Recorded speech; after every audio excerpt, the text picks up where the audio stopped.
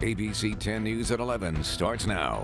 Can't imagine. But yeah, I do. I hope they know that their community is here for them.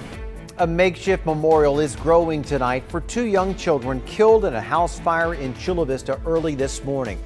Good evening. Thank you for joining us. I'm Steve Atkinson. Our ABC 10 News reporter Laura Acevedo shows us the support that is pouring in from neighbors tonight. We do want to warn you, some of the video and details of this story are graphic. And crews have been out here boarding up the house for most of the evening. A number of neighbors showing up without even knowing the family, saying they just wanted to show up, heartbroken by what happened.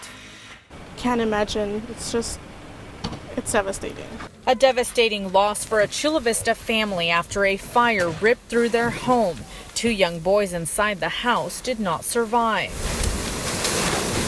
Flames ravaged the house on Coralwood Court just after midnight Thursday. Neighbors waking to screams. Firefighters arriving within 5 minutes of the 911 call. There was flames on the top of the house. The fire just went from like underneath and just went right up out the windows. It was like unbelievable. You know, the swirling, the roaring sound. The children's father injured in the fire and rushed to the hospital. Neighbors say he was hurt trying to save his children. A woman inside the home made it out unhurt. Her mother telling ABC 10 News she was the man's girlfriend, not the children's mother. Can't imagine what the mom and dad are going through at this moment. Late Thursday, neighbors stopping by to leave candles, flowers, and stuffed animals for the children, hoping to comfort the family during this unimaginable loss. I mean, I just hope it brings them a slight bit of joy to know that their community is here to support them. The children haven't been identified, but according to La Mesa Spring Valley School Superintendent, one of them was a kindergarten student at Avondale Elementary School in Spring Valley. Counselors will be at the school the rest of the week. Investigators still looking into what caused the fire. In Chula Vista, Laura Acevedo, ABC 10 News. Just tragic. Wow. A tree trimmer is safe tonight after firefighters worked to free him from a 70-foot palm tree in Spring Valley. Neighbors in the 8600 block of Samantha Lane heard that tree trimmer yelling for help. This was just before 7 o'clock tonight. They called rescuers who rushed to the scene. That tree trimmer's leg was stuck in the skirt of the palm tree. Firefighters had to work for over an hour, hacking away at the palm fronds and cutting through the man's metal harness. You could see the tree was bowing and shaking during the operation, and fronds were falling, and so we wanted to make sure that the tree didn't snap during the rescue as well. That tree trimmer was eventually freed and brought down in a basket. You can tell he was exhausted. He suffered an injury to his right leg and was taken to UCSD Medical for treatment. A driver is in the hospital tonight after a chase ended with a crash on Bear Valley Parkway in Escondido this afternoon. We're told the driver of a box truck there sideswiped a car, refused to pull over. And that's when the driver eventually crashed into that power pole, rolled over, knocking down the power pole in the process. Electricity, we're told, is still out in the area hours later and expected to be back on at around 4 o'clock this morning. No exact word on the condition of the driver, but we're being told that this is a major injury crash. The man accused of captaining the human smuggling boat that crashed off of Point Loma Sunday made his first court appearance today. Federal prosecutors asked that Antonio Hurtado be detained, saying that he's a flight risk and a danger to the community. The judge scheduled that detention hearing for next Tuesday. Hurtado is accused of piloting that boat that smashed onto the rocks Sunday, killing 3 people and injuring a dozen more. According to the court documents, the people on the boat paid $15,000 to $18,000 to be smuggled into the U.S.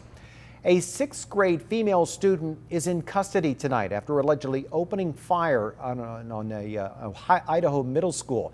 This took place just after 9 o'clock this morning in Rigsby. That's a small town just 100 miles southwest of Yellowstone National Park. According to authorities, the suspect shot 2 students and 1 custodian. All suffered non-life-threatening injuries. One of those students described the moments after she heard the gunshots ring out. And all my friends and I were freaking out, and we were hiding in the corner of our classroom with the lights off and the doors locked. Authorities say a female teacher was able to disarm the student and hold her until help arrived. There is still no word yet on the motive for that shooting. Parents at a Poway Unified High School are planning their own prom. Viewers tell us Mount Carmel High School decided to cancel this year's event because of COVID-19. But as our ABC 10 reporter Jennifer Dela Cruz explains, parents are taking matters into their own hands. For the second prom season in a row, many high school seniors will miss out on the milestone event. But parents of seniors at Mount Carmel High School aren't letting that happen. They started an Instagram page and website called MC Parents for Prom. According to the website, the event will be at the Tower Beach Club outdoor patio on May 27th. They're allowing 185 seniors to attend, and face masks are required to enter. They posted this statement, reading in part, "With the loss of junior prom in 2020, senior homecoming, and senior winter formal, the MC Parents for Prom have decided our seniors need a prom." California has strict guidance on private events. Outdoor events can only allow up to 100 people or 300 people if everyone has proof of a negative test or vaccination. Indoor events must be capped at 150 people. The San Diego County Office of Education's website says prom is problematic because students are unlikely to be vaccinated. It's a close contact gathering, and it is difficult to enforce social distancing. The MC Parents for Prom website stressed they are not affiliated with Mount Carmel High School. The school has not yet responded to our request for comment. Jennifer Dela Cruz, ABC 10 News. All right, speaking of that, vaccine demand is no longer an issue for San Diego County. More than 3 million doses have been administered so far, with plenty of vaccine supply still available. County officials say that they are now focusing on making vaccines even more accessible. They're extending the hours at centers in Oceanside, Chula Vista, and El Cajon until 8 p.m. They're also partnering with local businesses and adding more mobile locations. Although our case rate is down this week, Supervisor Nathan Fletcher says we will likely stay in the orange tier. I would say I'm not optimistic that we're going to descend below the orange tier before June 15th. It would take 2 consecutive weeks of metrics in the yellow tier, and we have a little ways to go. And some good news in our local numbers today. The county did not report any new deaths, so that total remains at just above 3,700. The county did report 226 new cases today, and our test positivity rate held at 1%. California could reach herd immunity by June 15th. That is now the projection of doctors at UC San Francisco. They say by that time, immunity levels will overpower any ongoing transmissions in our state. June 15th is the day that Governor Gavin Newsom plans to fully reopen California's economy. This is the green tier that we're off restrictions, and then he's going to have to open up more without masks. And all of that will show us as we mingle that the cases aren't going up when you have enough of the population being immune. San Diego County's goal is to get at least 75% of people 16 and older fully vaccinated. We are currently a little under 2/3 of the way to that goal.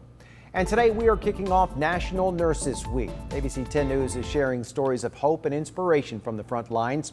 Our reporter Jared Ahrens introduces us to Kaylin Miller, a nurse whose podcast, The Anxious RN, has helped hundreds of people cope with the pressures of the pandemic. March 8th of last year, Kaylin Miller and her fiancé Dean celebrated a bridal shower, looking forward to a wedding in May. And then sometime mid-March is when we went into lockdown, and I was like, oh my gosh, we've been planning this wedding for a year, and it's not going to happen. A canceled wedding was the first of many challenges COVID-19 threw at Kaylin. As a nurse at Sharp Memorial, her floor became a full-fledged COVID unit. Kaylin confronted the grim horror of the pandemic every day. It was honestly very scary. As COVID got more intense, I was like, this is affecting us emotionally, mentally, physically, so much more than I think any of us could have ever imagined. To cope, Kaylin looked for a podcast about nurses and the pandemic. She didn't find one. So, armed with her computer, a Zoom account, and some online tutorials, she created The Anxious RN. Hey guys, it's Kaylin, your host of The Anxious RN. Really, at first, it was more therapy for me, and then I realized how much it's helping other people. Since October, Kaylin has produced 19 episodes talking to mental health experts and other doctors and nurses from around the world about the challenges they faced during the pandemic. They talk about what they're dealing with, and I'm like, oh my gosh, I feel that same way, or I've dealt with that too. And then you're like, I'm not crazy. This is something that everyone's feeling. Kaylin says a few hundred people download each episode, way more than she ever imagined. Finding this community has already helped her deal with anxiety and depression. I really want to open up the conversation about that so people don't feel as taboo talking about it. Meanwhile, Kaylin and Dean got married in a small 5-minute ceremony last May. Now that hospitalizations are down and the pandemic is easing in the U.S., Kaylin's not sure how many more episodes she'll make, but the archive is still around for anyone who needs it. I think if I can help one person, then I did my job, and that was the goal at the beginning of this. Jared Aarons, ABC 10 News. Makes us all a little less anxious. Kaylin says that she is happy to talk with anyone who needs help. We put her email and a link to her podcast on our website at 10news.com. If you have a story that is positively San Diego, we would like to hear from you. Send us an email to tips@10news.com. You can also join our ABC 10 News Positively Facebook group where you can share your stories with other San Diegans.